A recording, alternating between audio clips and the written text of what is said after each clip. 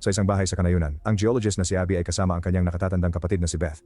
Kamakailan lang nilang nawala ang kanilang ina, kaya't sinusubukan nilang suportahan ang isa't isa sa emosyonal na paraan upang malampasan ang kanilang kalungkutan. Muling dumating ang trahedya nang ma-diagnose si Beth ng malubhang yugto ng leukemia. Walang doktor ang tumatanggap sa kanyang kaso dahil wala silang magagawa para makatulong. Gayunpaman, tumanggi si Abby na sumuko at nalaman ang tungkol sa isang banyagang klinika na nagbibigay ng mas hindi etikal na mga paggamot. Upang mabayaran ang pagpapadala kay Beth doon, kailangan kumuha si Abby ng napakadelikadong trabaho. Makalipas ang ilang panahon, dumating si Abby sa Georgian Caucasus malapit sa hangganan ng Russia. Inupahan siya ng isang pribadong kumpanya ng pagmimina ng metal upang maghanap ng mga deposito ng uranium. Hindi ito sinasangayunan ng kanyang ama dahil iniisip niyang mas maganda ang karera ni Abby kaysa maging aso ng kumpanya, pero masyado siyang desperado na iligtas ang kanyang kapatid. Humingi pa siya ng paunang bayad, pero hindi siya mababayaran ng kanyang boss kung wala siyang makikita. Si Abby at ang kanyang katrabaho na si Sergey ay naglalaan ng mahabang oras sa paghahanap ng uranium ngunit wala silang natagpuan. Dapat silang manatili sa mga tinukoy na lugar. Gayunpaman, nagpasya si Abby na ipagpatuloy ang kanyang paghahanap sa kagubatan. Hindi sumasangayon si Sergey at itinuturo na maaaring delikado ito, kaya kinuha ni Abby ang kanyang baril at sinabihan siyang umalis na wala siya. Maraming nakakatakot na ingay sa kagubatan na nagpagulo kay Abby sa simula. Sa wakas, kumalma siya nang makakita siya ng napakakaibang piraso ng itim na bato. Pagbalik sa headquarters, nagsagawa si Abby ng maraming pagsusuri at napansin na napakataas ng temperatura ng bato, ngunit hindi pa rin niya ito makilala. Ang kanyang kasiyahan sa natuklasang ito ay naputol ng tawag mula sa kanyang ama na nagsabi sa kanya na ilalabas na niya si Beth mula sa klinika at iuwi ito upang payapang mamatay kasama ng mga mahal sa buhay. Tutol siya sa ideya, kaya sinabi niya sa kanya na uuwi siya para asikasuhin ang lahat. Sa sandaling iyon, yumanig ang gusali at kumurap ang mga ilaw. Pagkatapos nito, nag-empake si Abby at hiniling kay Sergey na ihatid siya sa paliparan. Sumakay siya sa isang helicopter pa uwi at nakipag-chat sa mga piloto na nagsabi sa kanya na lilipad sila malapit sa hangganan para ipaalala sa mga Ruso kung kanino ang lambak. Pagkatapos ng ilang oras ng paglipad, nagulat si Abby na makakita ng mga ibon sa ganitong taas. Gayunpaman, nang magbago ang direksyon ng helicopter, napagtanto niya ang hugis sa labas. Hindi ito mga ibon, ito ay isang misteryosong itim na anino na may tunog na parang nagkakalampag. Sabi ng piloto na papalapit na ito bago magsimulang manginig ang helicopter at bumalot ang itim sa mga bintana bago ito lumipad palayo. Pagkatapos ay bumagsak ang mga sistema ng chopper, kasama ang radyo. Dapat silang lumapag kaagad, pero tumigil din sa paggana ang makina. Isinuot ni Abby ang kanyang seatbelt habang nawawalan ng bilis at altitude ang helicopter na nagpapahirap sa paghinga. Nag-concentrate siya sa kanyang paghinga at iniisip ang kanyang kapatid, pinipikit ang mga mata para hindi makita ang pagbagsak ng helicopter sa mga bundok. Habang walang malay, nanaginip si Abby na sinasabihan ng kanyang ama na huwag gumawa ng anumang marahas habang wala siya at nangangakong babalik agad. Sa wakas, nagising siya na duguan sa loob ng wasak na helicopter at napansin na may bahagi ng chopper na nasusunog.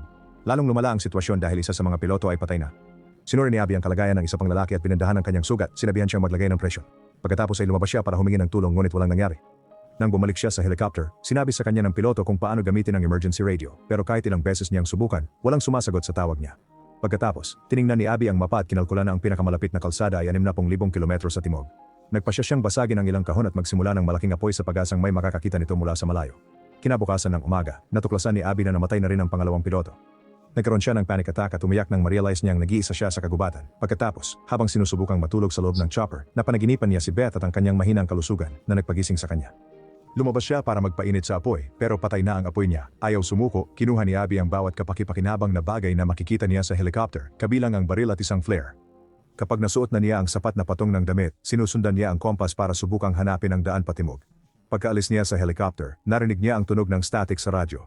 Agad siyang bumalik ngunit wala namang gumagana sa chopper. Nang marinig niya muli ang static, napagtanto niyang galing ito sa radyo sa sinturon ng piloto.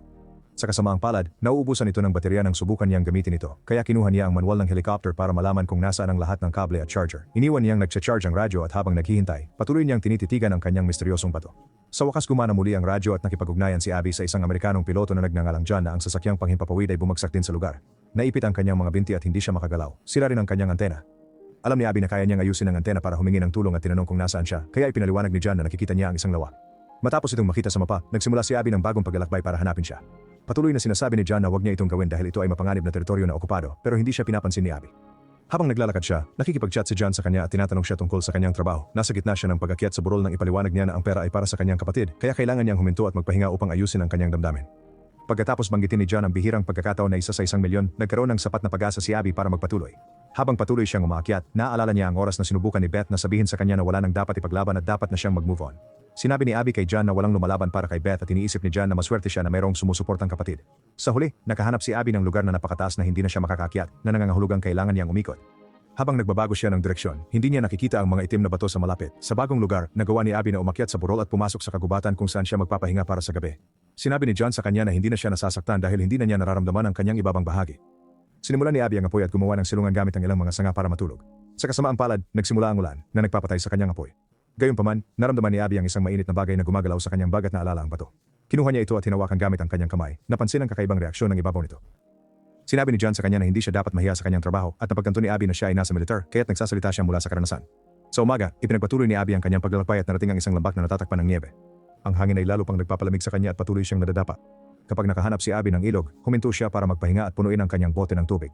Ilang oras ang lumipas, natuklasan ni Abby na napapalibutan siya ng isa pang hanay ng bundok. Walang ipinapakitang mas magandang ruta ang mapa, kaya kailangan niyang magsimulang umakyat. Naglakad siya hanggat maaari at sa huli ay sinubukan niyang umakyat, ngunit agad siyang nahulog.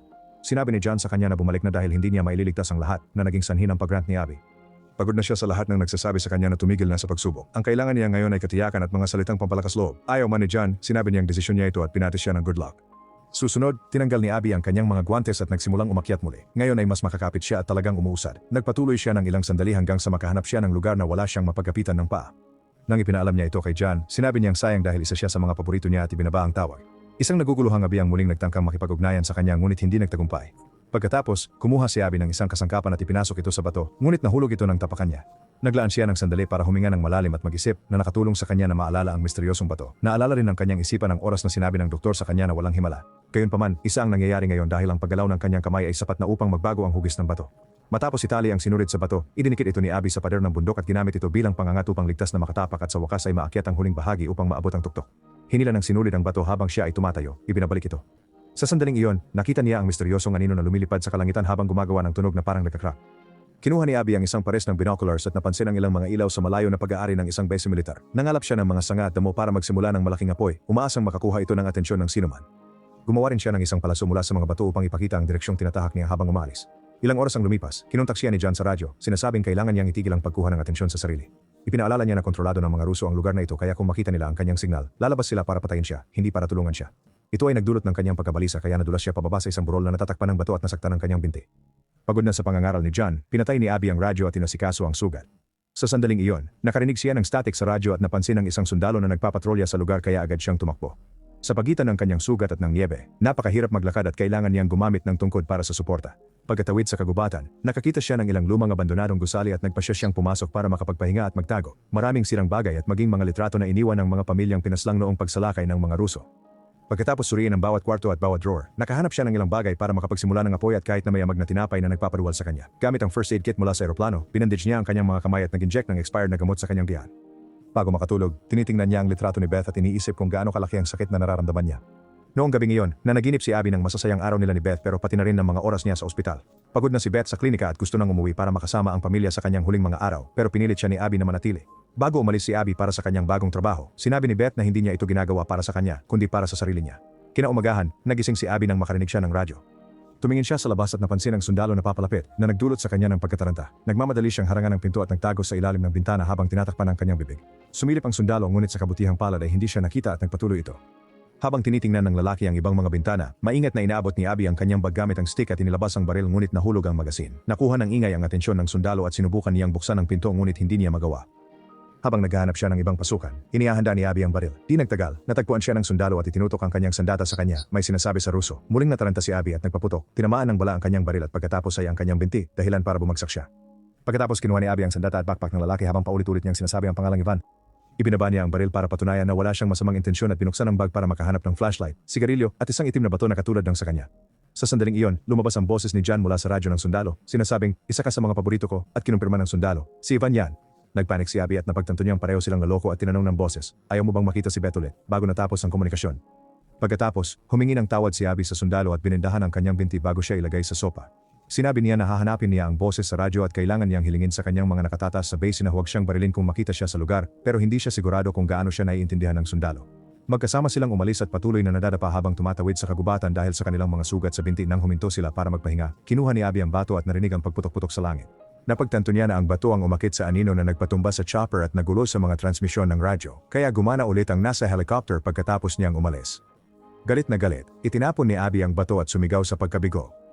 Pagkatapos ay nagsimulang tumawid ang dalawa sa isang lambak na natatakpan ng niebe. Habang inaalis ng kanilang mga paa ang niebe sa bawat hakbang, napagtanto nilang naglalakad sila sa yelo at ito ang lawa. Pinapanatili ni Abby ang magandang distansya mula sa sundalo. Ayaw niyang maglagay ng sobrang bigat sa parehong lugar na maaaring magdulot ng pagbitak ng yelo. Bigla niyang narinig ang pag-crack ng yelo at nang lumingon siya, natuklasan niyang nawala na ang lalaki. Tumingin si Abby sa paligid para hanapin siya, ngunit biglang nabasag ang yelo sa ilalim ng kanyang mga paa at nahulog siya sa butas.